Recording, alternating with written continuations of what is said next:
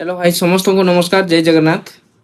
तो today I am now come here to talking about you the one of the most interesting things. So recently we are know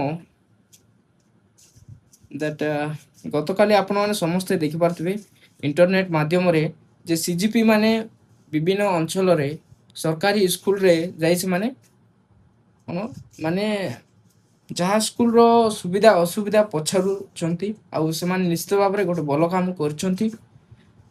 ତ ମୋର କହିବାର ମାନେ କ'ଣ ସେଇଟା CJP ଯେଉଁଟାକି ଆମର cockroach Janata party that stands for our the changing our in our examination all about ମାନେ ଗୋଟେ ସେଇଟା ଗୋଟେ ଷ୍ଟାଣ୍ଡ ଗୋଟେ କହିପାରିବା ଯାହାକି ଆମର ଶିକ୍ଷା ପଦ୍ଧତି କେମିତି ଗୋଟେ ଆମର ଭାରତ ଶିକ୍ଷା ପଦ୍ଧତି ମଧ୍ୟରେ କେମିତି ଗୋଟେ ଉନ୍ନତି ଆସିବ ଏବଂ ଷ୍ଟୁଡେଣ୍ଟ ମାନଙ୍କୁ କେମିତି ଗୋଟେ ସେମାନଙ୍କୁ ମାନେ ଗୋଟେ ସଠିକ୍ ଭାବରେ ପରୀକ୍ଷା ପଦ୍ଧତି ମାଧ୍ୟମରେ ପରୀକ୍ଷା କରାଯିବ ସେଥିପାଇଁ ସେମାନେ ନିଶ୍ଚିତ ଭାବରେ ଭଲ କାମ କରୁଥିଲେ।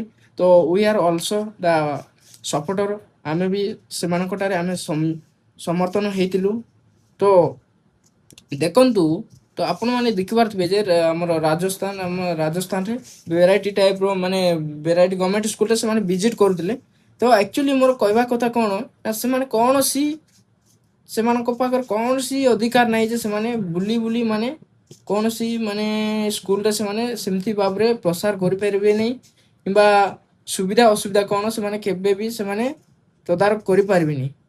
କାହିଁକିନା ସେମାନେ ଗୋଟେ ମାନେ ଆମର ଧର୍ମେନ୍ଦ୍ର ଏଜୁକେସନ୍ ମିନିଷ୍ଟରକୁ ଯେତେବେଳେ ଇସ୍ତଫା ଦେଲେ ଏହାପରେ ସେମାନଙ୍କ ଉପରେ ବହୁତ ଶର୍ମୀ ହେଇଯାଇଛନ୍ତି।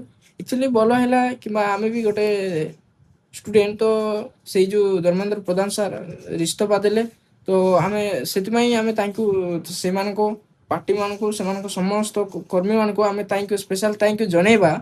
ବଟ୍ ଆକ୍ଚୁଆଲି କଥା କ'ଣ ନା ସେମାନେ କୌଣସି ପ୍ରକାର ଷ୍ଟୁଡେଣ୍ଟ ମାନଙ୍କ ପାଇଁ ଗୋଟେ କେବେ ବି ଭଲ ଚିନ୍ତା ନେଇ କାମ କରୁନାହାନ୍ତି। ଆକ୍ଚୁଆଲି ସେମାନଙ୍କର ମେଣ୍ଟାଲିଟି ଭେରାଇଟି ଟାଇପ୍ର ଅଛି ସେମାନଙ୍କର କ'ଣ ଗୋଟେ ସ୍ୱାର୍ଥପର ଜୀବନ ସେମାନେ ଅନ୍ୟ ଗୋଟେ ଲୋଭ ଦେଖିଛନ୍ତି। ତ ନିଶ୍ଚିତ ଭାବରେ ସେମାନେ ଡାଇରେକ୍ଟଲି ଭାବରେ କୌଣସି ପଲିଟିକ୍ସରେ ଆସିବା ପାଇଁ ଚେଷ୍ଟା କରୁଛନ୍ତି। ଆଉ ଆପଣମାନେ ଦେଖିପାରୁଥିବେ ଭେରାଇଟି ଟାଇପ୍ର ମାନେ ଷ୍ଟୁଡେଣ୍ଟ ମାନେ ବିଭିନ୍ନ ସେମାନେ ସେମାନଙ୍କ ମଧ୍ୟରେ ଏଇଟା ଗୋଟେ ବହୁତ ବଡ଼ ଇଫେକ୍ଟ ପକାଇଛି। ତ ସେମାନେ ଗୋଟେ ଶିକ୍ଷା କ୍ଷେତ୍ରରେ ଷ୍ଟୁଡେଣ୍ଟ ମାନଙ୍କୁ ଗୋଟେ ବାଧା ସୃଷ୍ଟି କରିପାରୁଛି।